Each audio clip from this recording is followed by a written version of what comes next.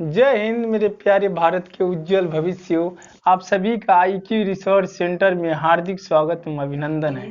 दोस्तों, पहला लेक्चर आपने देखा होगा और आप लोगों का ऐसा प्यार बना रहा तो आने वाले समय में बहुत अच्छा करेंगे हम लोग।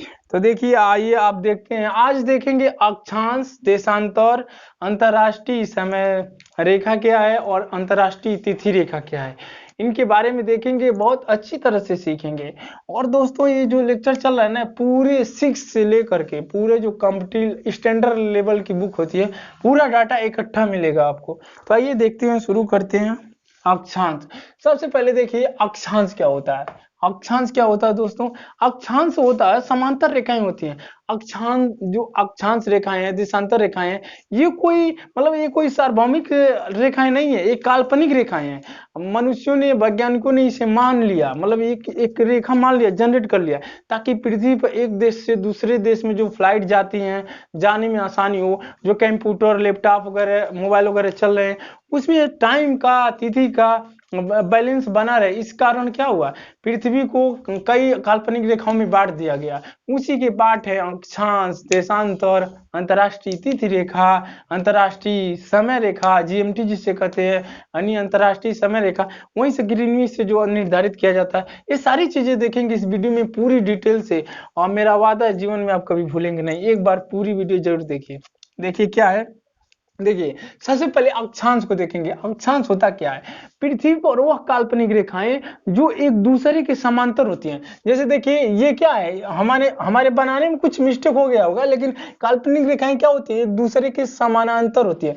जैसे पृथ्वी गोल है ना, तो ऐसे मान लो गोल पृथ्वी है, ऐसी ऐसी समांतर रेखाएं होती हैं, एक दूसरे क्या होती है, समांतर होती है। और इनके बीच की दो रेखाएं जब समांतर, जो दो लाइन क्या है, जब समांतर है तो उनके बीच की दूरी हर जगह क्या होगी, इक्वल होगी। तो इनके बीच की दूरी क्या है, दो रेखाओं के बीच की दूरी क्या है, ये मतलब अक्षांश रेखाएं एक दूसरे के समानांतर होती हैं। जैसे देखिए, ये इसको कितना डिग्री में बांटा गया, ये भूमध्य रेखा 0 डिग्री है, भूमध्य रेखा। अब यहाँ से 1 2 3 4, 1 डिग्री, 2 डिग्री, 3 डिग्री, ऐसे करते करते 90 डिग्री की स्थिति क्या होती है, ध्रुव होती है। 90 डिग्री की स्थिति क्या हो जाती है, ध्रुव होती है। उसी तरह भी यहाँ उसी तरह इसको भी नापते हैं, 0 से लेकर 1 2 3 4 ऐसे करते करते 90 डिग्री आती है। 90 डिग्री की स्थिति क्या होती है, ध्रुव होती है। 90 डिग्री से अधिक की स्थिति नहीं हो सकती। क्या हो सकती है, 90 डिग्री से अधिक की स्थिति नहीं हो सकती, क्योंकि दोस्तों एक से चलोगे 0 है, फिर 1 2 3 4 ऐसे चलोगे तो 90 हो जाएगा, और फिर इधर हो तो कम होता जाएगा। यानी 90 क्या सबसे टॉप होता है, मतलब नॉर्थ पोल और साउथ पोल पर जाने पे क्या होता है, 90 डिग्री की स्थिति हो जाती है। और ध्रुव पर 90 डिग्री की स्थिति होती है देशांतर रेखाओं की संग देशांतर रेखा, मतलब देशांतर ने अक्षांश रेखाओं के रिस्पेक्ट में 90 डिग्री स्थिति क्या होती है, ध्रुव होती है, पोल पर, नॉर्थ पोल और साउथ पोल पर। तो आइए देखते हैं, ये तो आप देख लिए। अगर दोस्तों इसको क्या किया जाए, इसमें देखा जाए कितनी रेखाएं होंगी, यानी अक्षांश रेखाओं की संख्या कितनी होगी, इसे कैसे गणना करें। तो ये देखिए, ये 0 डिग्री है, ये क्या है, भूमध्य रेखा हमारा है, भूमध्य रेखा है, देख पा रहे होंगे, ये भूमध्य रेखा है। इससे 0 डिग्री, फिर 1 2 3 4 करते करते 90 तक गए, ये तो 90 हो गया। अब ये गोल गोल ऐसे पृथ्वी ऐसे गोल गोल घूम गया होगा, यानी ऐसे गया होगा, ऐसे गोल गोल घूमते घूमते घूमते घूमते घूमते यहाँ गया, फिर यहाँ नीचे भी ऐसे ऐसे घूमा है। तो देखिए, ये 90 और ये 90 कितना मिल गया, 180 हो जाएंगे। लेकिन क्या आप जानते हैं, ऐसे गोल गोल घूम रहा है, तो अगर इसे एक पॉइंट देखो, ऐसे मान लीजिए ये गोला है, ठीक, ये लाइनें खींच रहे हैं, ऐसे ऐसे खींच रहे हैं, तो एक स्थिति आएगी, 90 की स्थिति आती है तो एकदम ये ध्रुव आ जाता है, एकदम ध्रुव पर, एकदम पृथ्वी जो होता है ना, नॉर्थ पोल और साउथ पोल, तो साउथ पोल पर आ जाता है। तो वहां डिस्टेंस उसको अगर बिंदु माना जाए, क्योंकि वहां एकदम पृथ्वी का ये पॉइंट आ जाता है, जैसे एक सर्कल है, इसका ये पॉइंट आ जाता है, तो यहाँ एक रेखा नहीं बन सकती, मतलब रेखा नहीं बनेगी। ये मानेंगे अगर एक बिंदु है तो बिंदु लेंगे तो क्या होगा, जैसे 90 डिग्री होता है ना, यहाँ भी 90 डिग्री होता है, अगर आप बिंदु मानेंगे तो ये क्या होगा, 90 से कम हो जाएगा। अगर इसको आप रेखा नहीं देखिए, 80 से, और ये देखो 80, दोनों रेखाएं हो रही हैं, है इससे और रेखाएं होंगी, लेकिन 90 से कम यानी 89 तक मानेंगे तो क्या होगा, 89 तक लेंगे तो 89 तक रेखा ले रहे हैं, और 90 जो आ रहा है उसके एकदम एकदम टॉप पर मान रहे हैं, एकदम टॉप पर। उसे अगर बिंदु मान ले तो क्या हो जाएगा, यहाँ भी एक बिंदु, यहाँ भी एक बिंदु, तो 2 बिंदु हो गई, यानी 90 में से एक कम किए 89, फिर 90 में से 89, और 1 किसका, 1 क्या है, 0 डिग्री, 0 डिग्री से काउंट नहीं है तो काउंट करना पड़ेगा, ये भूमध्य रेखा, तो इसको 0 डिग्री को हमने काउंट कर लिया है। तो दोनों को जोड़ो तो क्या हो गया, 179, यानी 100 79, 179 क्या है, रेखाएं हैं, यानी अक्षांश रेखाओं की संख्या कितनी है, 179 है। लेकिन अगर दोस्तों ये क्या है, एक नॉर्थ पोल और साउथ पोल को क्या किया जाए, यदि नॉर्थ पोल और साउथ पोल को रेखा मान लिया जाए, क्या मान लिया जाए, रेखा मान लिया जाए, क्योंकि यार पृथ्वी इतना छोटा सर्कल तो है नहीं, वो तो बहुत बड़ा सर्कल है, वो बहुत बड़ा, देखो इतना बड़ा सर्कल है, जैसे बहुत बड़ा सर्कल होगा तो यहाँ पर ऐसे रेखा खींची जा सकती है। जैसे आप अनुमान को रहे तो काल्पनिक रेखा है, पृथ्वी कितनी बड़ी है, वास्तव में रेखा थोड़ी ना खींचा गया है, हमने तो अपनी सुविधा के लिए इसको काल्पनिक रेखाओं में बांट लिया है। तो पृथ्वी देखो कि साउथ पोल पर जाने पर 100 किलोमीटर जाओगे तभी भी ढलान का आभास नहीं होगा आपको, तो वहां मतलब एक रेखा मान सकते हैं नॉर्थ पोल को। तो नॉर्थ पोल को अगर रेखा माना जाए, यानी उसको नॉर्थ पोल, पृथ्वी बहुत बड़ी, ऐसी रेखा खींची जा सकती है ऐसे, तो इसको यदि एक रेखा माना जाएगा तो 90 + 90 और ये जीरो वाला जो भूमध्य रेखा यानी इक्वेटर जो है उसको काउंट कर लिए एक रेखा, तो हो गई आपकी 181। कितने दोस्त हो गई, यानी अक्षांश रेखाओं की संख्या कितनी हो गई, 181 हो गई। तो आप इसे बहुत अच्छी तरह से जाने, कभी डायरेक्टली एग्जाम में पूछ लेता है यार, देखिए डायरेक्टली पूछ लेगा कि ये बताइए कौन सी अक्षांश और देशांतर रेखा में कौन सी समांतर होती हैं, तो क्या होती है, अक्षांश रेखाएं एक दूसरे के समांतर होती हैं। ये भी कभी पूछ लेता है कि बताइए अक्षांश रेखाओं की संख्या कितनी होती है, तो आप बता देंगे अक्षांश रेखाओं की संख्या क्या होती है, 181 और 189, यानी 100 क्या 79 होते, 179 होता है। लेकिन कभी पूछ दो ऑप्शन में दोनों रहे यार, 100 क्या 179 और 181 दोनों रहे ऑप्शन में, तो क्या करोगे, तो ऑप्शन में देगा ऐसा देगा ऐसे देगा। यदि नॉर्थ और साउथ पोल को एक बिंदु मान लिया जाए तो बताइए अक्षांश रेखाओं की संख्या क्या होगी, तो क्या करना, 90 जो ऊपर है एकदम टॉप पर और जो साउथ में जो सबसे नीचे है बॉटम पर, उसको एक बिंदु मान लोगे तो 2 माइनस कर दोगे, यानी 89 कितना हो जाएगा, 2 कम हो गए, तो 2 कम कर देना 181 में से। अगर वो कहता है साउथ पोल और नॉर्थ पोल को क्या मानना है, उसको रेखा मान लीजिए, तो 90 और एक भूमध्य रेखा जो जीरो वाला उसको ऐड कर लेंगे, 181 हो जाएगा। तो बहुत ईजी होगा, हम जानते हैं आपको बहुत अच्छी तरह समझ में आएगा, और नहीं है तो वीडियो बार बार देखते रहिए, आपको बहुत अच्छे से क्लियर होगा, जीवन में कभी भूलेंगे नहीं, पक्का है। और देखिए ये क्या है, देशांतर रेखा। अब देखिए कुल संख्या तो इनको जान ली, अब देखिए देशांतर रेखाएं क्या होती है।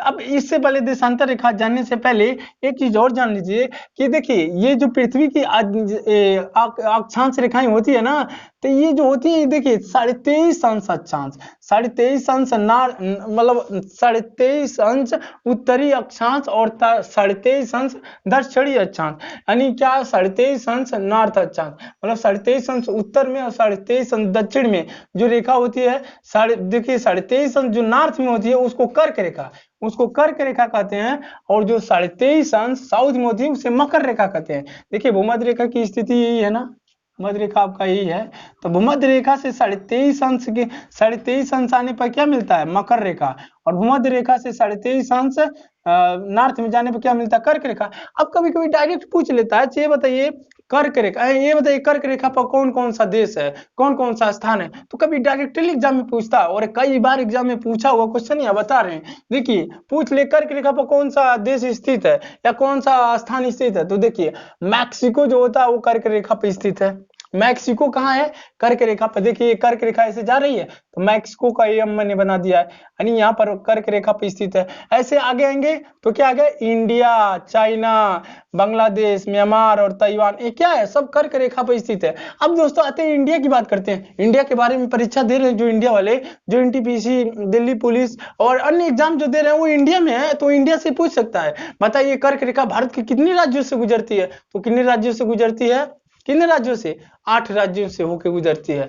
अरे यार ये मत करना, मित्र के ऊपर गमछा जा रहे, ये मत करना, क्योंकि ये ट्रिक तो यार भूल जाता है, ऐसा नहीं काम चलेगा, भूलो नहीं।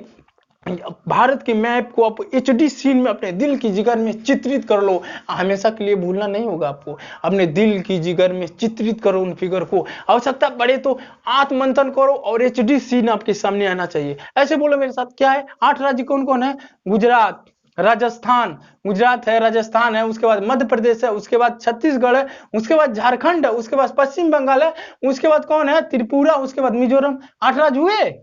देखिए तो इस तरह आप याद कर सकते हैं। ओके, तो आइए ये देखते हैं यानी इसकी स्थिति। अब देखिए यही पूछ सकता है भारत के बारे में, तो भारत के बारे में थोड़ा डिटेल पूछ सकता है आपको। हम बाकी ये चाइना, ये पूछ सकता है चाइना, बांग्लादेश, म्यांमार, ताइवान, ये पूछ सकते हैं उस देश से जाती है कि नहीं, तो अब बता देना जाती है तो जाती है, ठीक, नहीं जाती है तो नहीं जाती है। कहाँ नहीं जाती है?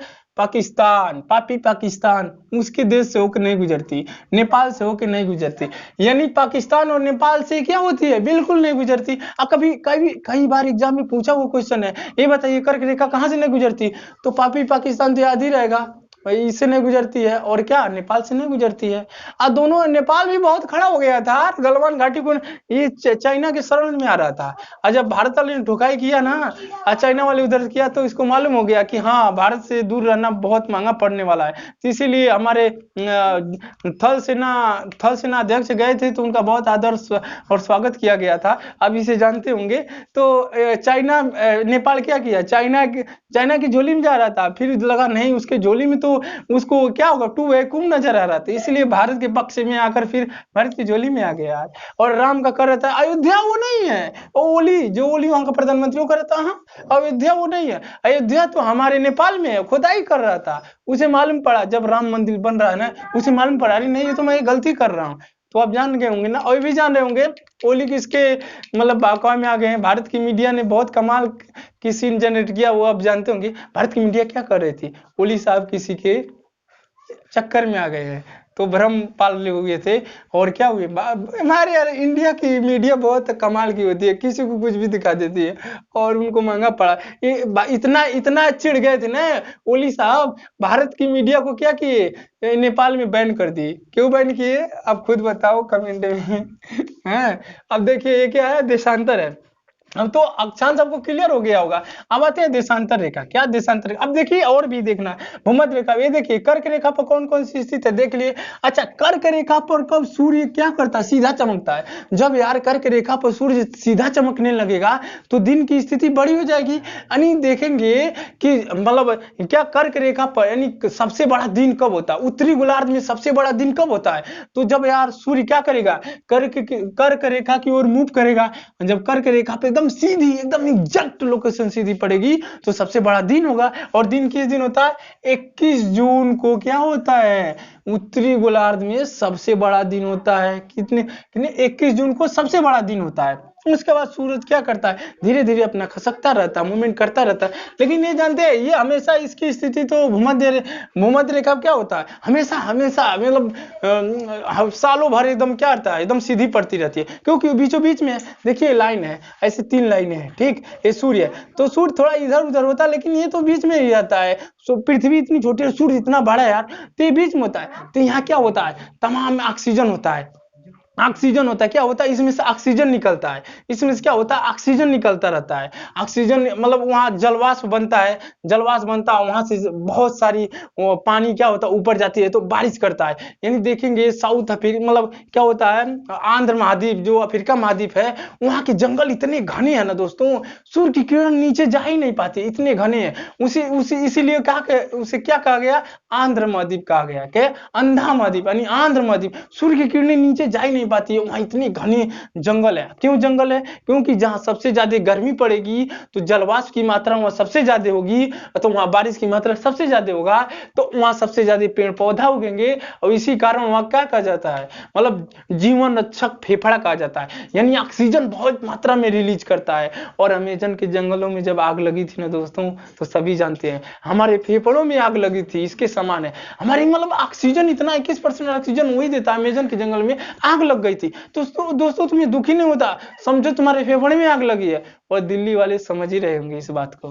दिल्ली वाले समझ ही रहे होंगे।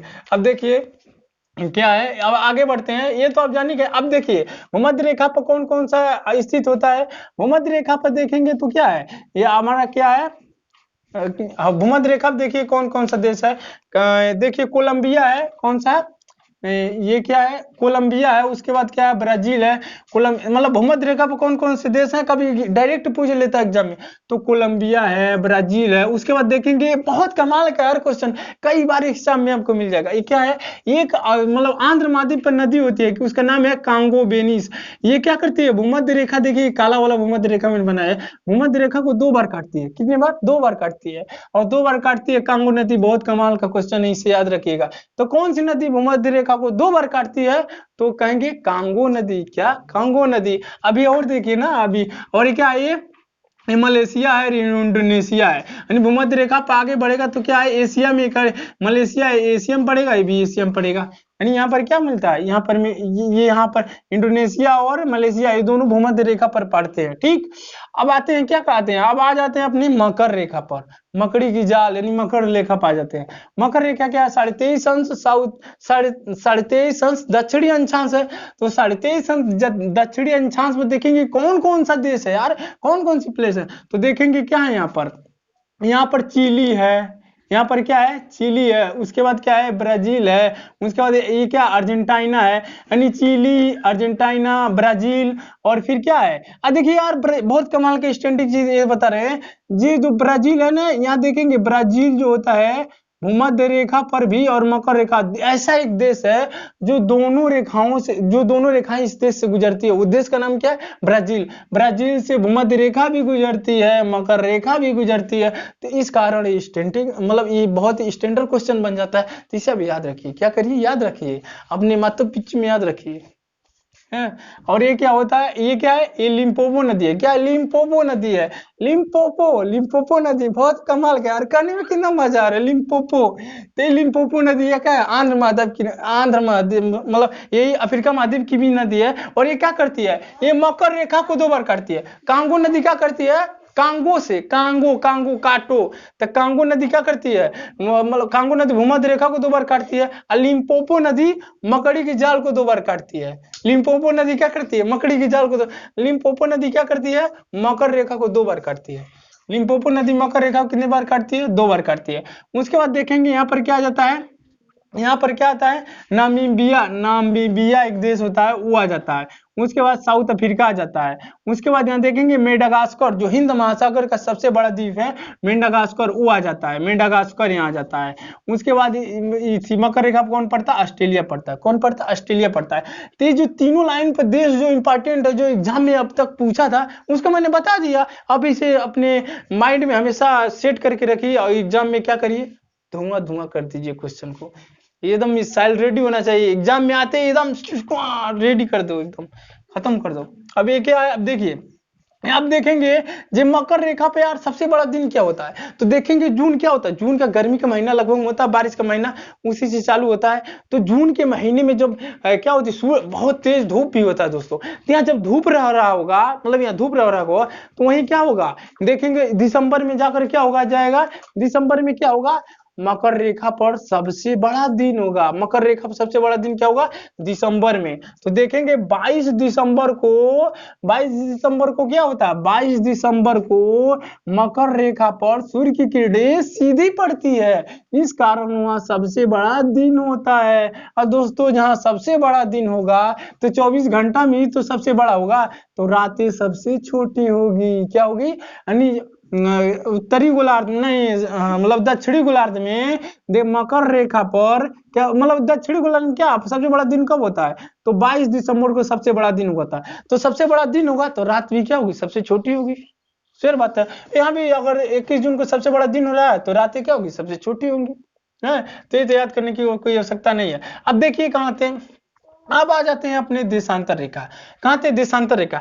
देशांतर मतलब क्या करती है, देशों को ऐसे वर्टिकल कंपोनेंट में विभाजित करती है। ये क्या होती है, देखिए देशांतर रेखा ये होती है, मतलब ऐसे ऐसे खींची जाती है। देशांतर रेखा क्या करती है, ऐसे ऐसे खींची जाती है। देशांतर रेखाएं क्या होती है, समांतर नहीं होती हैं। देशांतर रेखाएं क्यों नहीं समांतर होती हैं, क्योंकि देखो यही मान लो ये है, या देशांतर रेखा है, यहाँ से एक ग्रीनविच लाइन से ऐसे आती है, इसको हम 0 डिग्री अंशांश कहते हैं, 0 डिग्री अंशांश कहते हैं। अब देखिए ऐसे लाइन खींच रहे हैं, तो देखिए ये लाइन है ना। अब देखेंगे यहाँ की दूरी जो होती है, यहाँ की दूरी मतलब 111.32 किलोमीटर होता है। कितना होता है, 32 किलोमीटर, यहाँ लिखे भी होंगे। देखिए देशांतर रेखाओं की भूमध्य रेखा, देशांतर रेखाओं की मैक्सिमम दूरी कहाँ होती है? भूमध्य रेखा, यही भूमध्य रेखा होगा ना। तो देखिए भूमध्य रेखा के आसपास इसकी दूरी सबसे अधिक होगी, यानी दूरी क्या होगी? सबसे अधिक होगी। और जैसे जैसे भूमध्य रेखा से ध्रुवों की ओर जाएंगे, बढ़ेंगे, तो देखेंगे इनके बीच की दूरी कम होती जाएगी। एक समय आएगा क्या? जीरो हो जाएगी, मतलब जीरो होगी नहीं लेकिन यहाँ जाके कम हो जाएगी, मतलब जीरो ही हो जाएगी। पृथ्वी बहुत बड़ी है लेकिन वहां जाते जाते एकदम मिलीमीटर में नापे में, सेंटीमीटर में, तो आते आते यहाँ जीरो हो जाएगी, यानी क्या होगी? बहुत ही कम हो जाएगी। यहाँ देखिए क्या हो गया, यहाँ सबसे मतलब पूछ देगा देशांतर रेखाओं की, दो देशांतर रेखाओं के बीच की दूरी सबसे अधिक कहाँ होगी? तो भूमध्य रेखा पर होगी। क्यों? क्योंकि मान लीजिए पृथ्वी है, मान लीजिए क्या है? ये पृथ्वी है, ठीक। और ये देशांतर रेखाएं यही होती हैं।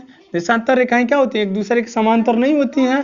तो देखिए जैसे जैसे रेखा, ये देखिए भूमध्य रेखा ही है, तो भूमध्य रेखा पर ये ग्रीनविच, यहाँ देखेंगे यहाँ सबसे ज्यादा दूरी है, जैसे देख सकते हैं यहाँ सबसे ज्यादा दूरी होगी, ठीक। यहाँ सबसे ज्यादा, जैसे जैसे क्या होंगे, ऐसे नीचे की तरफ आएंगे, दूरी कम होती जाएगी। ऐसे देखिए ये क्या है?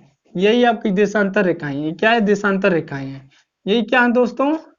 देशांतर रेखाएं हैं। अब देख रहे हैं जैसे जैसे इधर आ रहे हैं, जैसे देखिए भूमध्य रेखा, इस पे दूरी मैक्सिमम होगी, जैसे जैसे ध्रुव की ओर आएंगे भूमध्य मतलब दूरी क्या होगी? दो देशांतर रेखाओं के बीच की दूरी कम होती जाएगी।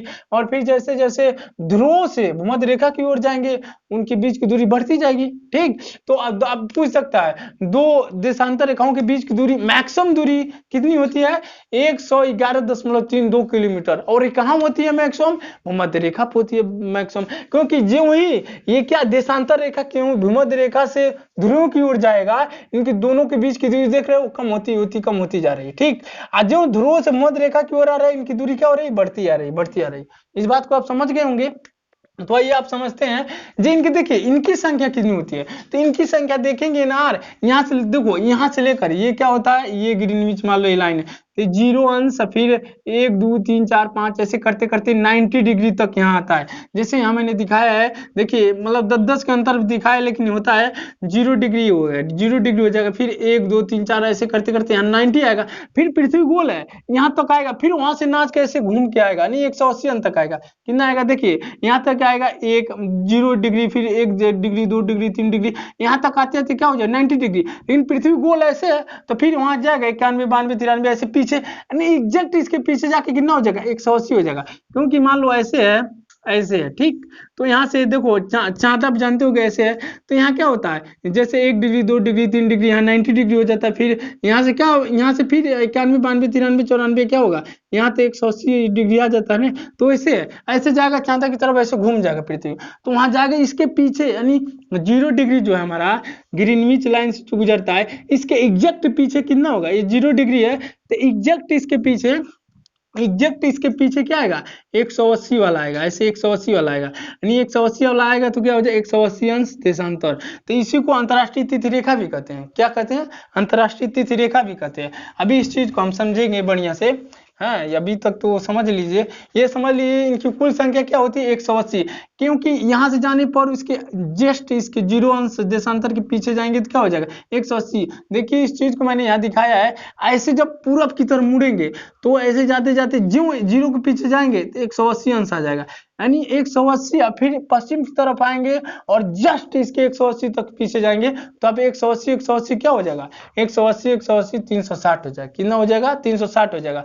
तो कुल पूछ देगा कुल देशांतर रेखाओं की संख्या कितनी हो जाएगी? 360, क्योंकि ये 180 वाला है, 180 वाला है, 180 एक ही होगा, इसीलिए 180 अंश पूर्वी देशांतर और 180 अंश पश्चिमी देशांतर एक ही रेखा को रिप्रेजेंट करती है। यानी देखिए ये पृथ्वी एक गोल है, यानी पृथ्वी क्या गोल है, तो ये ऐसे मतलब ऐसे ऐसी रेखाएं जाएंगी ऐसे ऐसे, तो 90 होगा, फिर घूम के 90 इसके पीछे नहीं 180 वाला आएगा, फिर ये भी ऐसे घूमते घूमते जाएगी, इसके पीछे वाला आएगा तो भी 180, यानी 180 को ही क्या कर 180 अंश देशांतर को ये पूर्वी देशांतर और पश्चिमी देशांतर, जो 180 अंश आता है वो पूर्वी 180 अंश पूर्वी देशांतर और 180 अंश पश्चिमी देशांतर क्या होता है? एक ही रेखा को रिप्रेजेंट करता है। क्या करता है? एक ही रेखा को क्या करता है?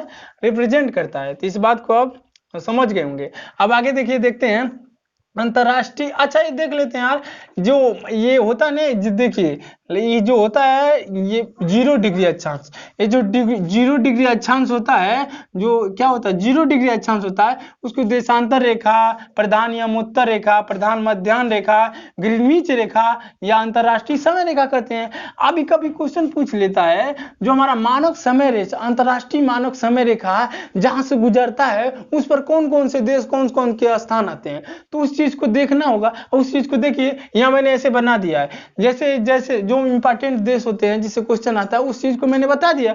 अब देखिए यहाँ यूके है, यूके जो है यूनाइटेड किंगडम, जो लंदन होता है, यूनाइटेड किंगडम ब्रिटेन है, ग्रेट ब्रिटेन है, यानी ब्रिटेन है, तो देखेंगे उसमें लंदन है, यानी इसके किनारे कौन पड़ता है, लंदन। और लंदन में ही एक जगह का नाम है ग्रीनविच वेधशाला, ग्रीनविच वेधशाला, जहां से मानक समय रेखा निर्धारित की जाती है, ग्रीनविच वेधशाला इसी पर ही भी है, यानी 0 डिग्री अक्षांश पर ही है। आगे बढ़ते हैं तो फ्रांस है, फिर अल्जीरिया है जो अफ्रीका महाद्वीप का देश है, फिर घाना है जो मतलब आंध्र महाद्वीप का देश है, फिर अंटार्कटिका है जो श्वेत महाद्वीप का, वो भी क्या होता है, ग्रीनविच पर पड़ता है। तो ये मतलब ये ग्रीनविच लाइन क्या है, अंतरराष्ट्रीय मानक लाइन ही क्या है, ग्रीनविच लाइन है। ग्रीनविच लाइन किसे कहते हैं, इसे कहते हैं, देखिए यहाँ लिखा होगा ग्रीनविच रेखा, 0 डिग्री अक्षांश को क्या कहते हैं, ग्रीनविच रेखा कहते हैं। अब कभी कभी पूछ लेता है जो ग्रीनविच रेखा से, मान लीजिए ग्रीनविच रेखा है, तो भारत का अंतरराष्ट्रीय समय रेखा, तो देखिए दोस्तों क्या है, आप देखेंगे यार जो ये क्या है, जीएमटी लाइन है, जो 0 डिग्री अक्षांश है, जो हमारे मानक समय रेखा होती है, जो ग्रीनविच से होकर गुजरती है, वो देखेंगे वो लाइन जो भूमध्य रेखा, कर्क रेखा, भूमध्य रेखा और मकर रेखा को कहाँ कहाँ काटती है, यानी हमारी 0 डिग्री अक्षांश है, ये कहाँ कहाँ काटती है, कर्क रेखा, भूमध्य रेखा और मकर रेखा को देखेंगे। कर्क रेखा को अल्जीरिया में काटती है, अल्जीरिया क्या है, अफ्रीका महाद्वीप का देश है। फिर देखेंगे भूमध्य रेखा को कहाँ काटती है, न्यू गिनी, मतलब गिनी की खाड़ी में काटती है, और गिनी की खाड़ी कहाँ है, अटलांटिक महासागर में है। अब देखेंगे मकर रेखा है, मकर रेखा जो है कहाँ है, मकर रेखा को, ये हमारी जो लाइन है 0 डिग्री, जो हमारा मानक समय रेखा है जो ग्रीनविच से होकर गुजरती है, वो मकर रेखा को कहाँ काटती है, अटलांटिक महासागर में काटती है। और देखेंगे नामीबिया के पश्चिम में अटलांटिक महासागर पर इसको कट करती है, ये दोनों समुद्र में है, और ये दोनों अल्जीरिया में है, ये क्या है, स्थल पर है। अभी इसे देख लिए, अभी इसे अंतरराष्ट्रीय रेखा देख, अंतरराष्ट्रीय समय रेखा देख लिए। अंतरराष्ट्रीय समय रेखा क्या होता है, इसके बारे में थोड़ा देख लीजिए। ये जो होता है, देखिए पृथ्वी क्या करती है, 1 घंटे में, आप देखेंगे पृथ्वी क्या होती है, 24 घंटे में, 24 घंटे में, 24 घंटे में ये क्या करती है, 24 घंटे में ये 360 डिग्री घूम जाती है, यानी ये वन डे में, यानी एक चक्कर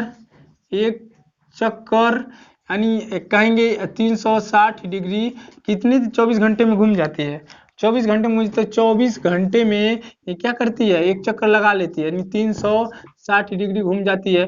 तो 1 घंटे में ये कितने घूम जाएगी, 24 से 360 बटे 24 कर देंगे, 24 कर देंगे ना, 24 कर देंगे। अब इसे काट देंगे तो क्या हो जाएगा, ये 15 डिग्री आ जाएगा, यानी 1 घंटा में 15 डिग्री घूमेगा। अब देखेंगे 15 डिग्री इक्वल टू 1 घंटा लिख सकते हैं। अब यहाँ देखेंगे 15 डिग्री इक्वल टू, यहाँ घंटों को मिनट बदलेंगे 60 मिनट हो जाएगा, और फिर एक अंश इक्वल टू क्या हो जाएगा, जिसे भाग देंगे तो 4 मिनट हो जाएगा, यानी देखेंगे एक अंश की दूरी कितना है, 4 मिनट है। अब देखेंगे क्वेश्चन पूछ देगा कि मान लीजिए ग्रीनविच रेखा पर कोई क्या है, ग्रीनविच रेखा पर 12 बज रहा है, 12 बज रहा है, तो बताइए 15 डिग्री, बचाइए 15 डिग्री पूर्वी देशांतर में, 15 डिग्री पूर्वी देशांतर पर कौन सा समय हो रहा होगा, तो एक अंश में 4 मिनट होता है, तो क्या करेंगे 15 में 4 का गुणा कर देंगे, और 15 चौक 60 मिनट हो जाएगा, और 1 मिनट में 1 घंटा होता है, तो 12 में 1 जोड़ देंगे, यानी 12 के बाद 12 के दिन हो रहा है, तो 12 यानी 1 बजे होगा, यानी 1 बजे का दिन होगा, यानी 12 बजे दिन होगा तो 1 बजे का दिन होगा, 1 जोड़ देंगे यहाँ पर, क्योंकि 1 घंटा यहाँ जोड़ देंगे, ठीक है। तो इस चीज को आप अंतरराष्ट्रीय तिथि रेखा को समझ लिए। अब आइए देखते हैं अंतरराष्ट्रीय अंतर्राष्ट्रीय तिथि रेखा क्या है? 180 अंश देशांतर को ही क्या बोलते हैं? अंतर्राष्ट्रीय तिथि रेखा बोलते हैं। अंतर्राष्ट्रीय तिथि रेखा क्या है? थोड़ा कटी मतलब थोड़ा टेढ़ी मेढ़ी है। क्यों है टेढ़ी मेढ़ी? बहुत सारे देश, बहुत सारे स्थानों को, समय को बैलेंस करने के लिए ये थोड़ा टेढ़ी मेढ़ी हो गई है। और देखेंगे प्रशांत महासागर के बीचों बीच से खींची गई है। अब क्या है, यही 180 अंश देशांतर ये अंतर्राष्ट्रीय तिथि रेखा है, लेकिन ये क्या है, थोड़ा टेढ़ी मेढ़ी हो गई। क्यों क्यों टेढ़ी में? कुछ देशों के दिन और समय मतलब कुछ देशों के दिन और समय को समान रखने के लिए ये मतलब इसे कई जगह मोड़ना पड़ा। कई जगह क्या पड़ा? मोड़ना पड़ा। अब देखेंगे प्रशांत महासागर और बेरिंग जलडमरू मध्य जो अलास्का, जो रूस वाले भाग, जो अलास्का और क्या होता है, जो नॉर्थ अमेरिका और रसिया को अलग करता, वही बेरिंग जल संधि कहलाती है। बेरिंग जल संधि क्या होती है? जो दो सागर जहां मिलते हैं और दो भूभाग अलग होते हैं उसे बेरिंग जल संधि कहते हैं, उसे जल संधि कहते हैं। अब बेरिंग जल संधि का वहीं पर है। तो आप इस चीज को देख गए होंगे, क्या है अंतर्राष्ट्रीय, क्या है अंतर्राष्ट्रीय तिथि रेखा को आप क्लियर कर पाए रहे होंगे। अब देखिए अंतर्राष्ट्रीय तिथि रेखा 180 अंश देशांतर को बोलते हैं। और जानते हैं 180 अंश पूर्वी देशांतर, 180 अंश पश्चिमी देशांतर एक ही होता है। तो अब अगर 180 अंश पश्चिमी देशांतर से 180 अंश पश्चिमी देशांतर से कोई क्या करता है? पश्चिम की ओर आता है, मतलब यहाँ 180 अंश से कोई पश्चिम की तरफ आता है तो उसमें एक डे क्या करते हैं? जोड़ देते हैं। क्यों जोड़ते हैं? अब देखिए यहाँ 0 डिग्री, यही क्या है, यही 0 डिग्री अक्षांश है, यही 0 डिग्री अक्षांश भी है ना दोस्तों। तो ऐसे से घूमते घूमते, जैसे पृथ्वी है यहाँ 0 से ऐसे घूमते घूमते वो कहाँ गया होगा? ऐसे घूमते घूमते 180 वाले गया होगा। तो क्या होगा? अब देखेंगे 180 में 4 का गुणा करेंगे तो क्या हो जाएगा? आपको 12 घंटा आ जाएगा है, 12 घंटा आएगा। इसे देख लेना गुणा करके 12 घंटा आएगा। तो 12 घंटा प्लस यानी 12 घंटा प्लस आगे। तो इसीलिए क्या करते हैं, जब ऐसे जाता है इधर की जाता है तो एक दिन यानी अगले दिन में प्रवेश कर लेते हैं। इसीलिए जब ऐसे घूम के ऐसे जाते हैं, ऐसे ऐसे जाके, क्योंकि आगे होता है, ये पूरब जाते हैं तो आगे होता है, तो इसीलिए वहां से जो 180 अंश जो होता है हमारा अंतर्राष्ट्रीय तिथि रेखा, उससे आगे जाते हैं पश्चिम की तरफ, वहां जाते हैं तो एक दिन क्या करते हैं? ऐड कर लेते हैं। और 180 अंश मतलब अंतर्राष्ट्रीय मानक समय से जब हम क्या करते हैं? पूरब की ओर आते हैं तो एक दिन माइनस कर देते हैं। क्यों? क्योंकि यहाँ से देखो, यहाँ से पीछे जाने पश्चिम हमारी ग्रीनविच लाइन जो मानक समय रेखा, अंतर्राष्ट्रीय मानक समय रेखा है, वहां से क्या करते हैं? जब हम पश्चिम की तरफ जाते हैं तो समय का हांस होता है, समय घटने लगता है। तो क्या करते हैं? यहाँ तक जाते जाएंगे 180 तक कितना हो जाता है? 12 घंटा हो जाता है। तो 12 घंटा होकर प्लस होता है, तो इसीलिए क्या करते हैं? एक दिन क्या करते हैं? पूरब की ओर जाने पर 180 अंश से जो ही पूरब की ओर जाएंगे तो एक दिन घटा देते हैं। क्या करते हैं? एक दिन घटा देते हैं। और इसकी आवश्यकता क्यों पड़ी? क्योंकि हमारे व्यापारी यानी हमारी शिप जो जाती है समुद्र में तो उनको दिक्कत हो रही थी, इसलिए क्या डिसीजन लिया गया। ये शिप देखिए जा रही है तो 100 अंतर्राष्ट्रीय तिथि रेखा को क्रॉस करके जब पूरब में जा रही है तो ये तो ऑलरेडी पश्चिम की तरफ माइनस में मतलब ये आई है, तो ये इसलिए एक दिन के पूरब में जाते एक दिन माइनस कर देते हैं। और जब ये क्या करता है? पूरब से घूमते घूमते आता है 180 क्रॉस पश्चिम आता है, तो क्योंकि ये क्या करता है? आगे आगे जा मतलब आगे होता है, इसीलिए एक दिन इसमें जोड़ लेता है। अब देखेंगे भारत का क्या होता है? भारत का अंतर्राष्ट्रीय मानक समय रेखा कहां से डिसाइड होता है? 82.5 अंश पूर्वी देशांतर होता है। और 82 अंश में आप 4 का गुणा करके मिनट में आएगा, इसे घंटे में चेंज करिए तो 5.5 घंटा। भारत का मतलब ग्रीनविच से अंतर्राष्ट्रीय मानक समय रेखा से 5.5 घंटा अधिक समय है। कितना है? 5.5 घंटा अधिक समय है। तो आप एक गुणा करके इसको निकाल सकते हैं। और आप क्या कर सकते हैं? आप ये भी कर सकते हैं, भारत में देखेंगे, भारत में जो वेस्ट और ईस्ट होता है, इनके बीच में कितने घंटे का अंतर होता है? 2 घंटे का अंतर होता है। यानी गुजरात और क्या होता है? अरुणाचल प्रदेश के बीच में अगर अरुणाचल का सबसे पूर्वी भाग और गुजरात के सबसे पश्चिमी भाग को दोनों समय को अंतर देखा जाए तो 2 घंटे का अंतर भारत में ही मिल जाता है। ठीक है, भारत में इसीलिए कि 82 अंश, जो 82 अंश है, इसे इलाहाबाद, भारत का जो मानक समय 82 अंश देशांतर से निर्धारित किया जाता है, इलाहाबाद के नैनी से, इसको क्या इलाहाबाद के नैनी से होकर गुजरता है और ये 6 राज्यों से होकर गुजरता है ये 82 अंश। तो आप ये चीजें आई होप कि आपको बहुत अच्छे से समझ में आई होगी। और आप आशा करते हैं इस वीडियो को आप शेयर भी करेंगे, लाइक भी करेंगे, सब्सक्राइब भी करेंगे, और पसंद आए तो बार बार इसे देखते रहिए। ठीक है, जय हिंद।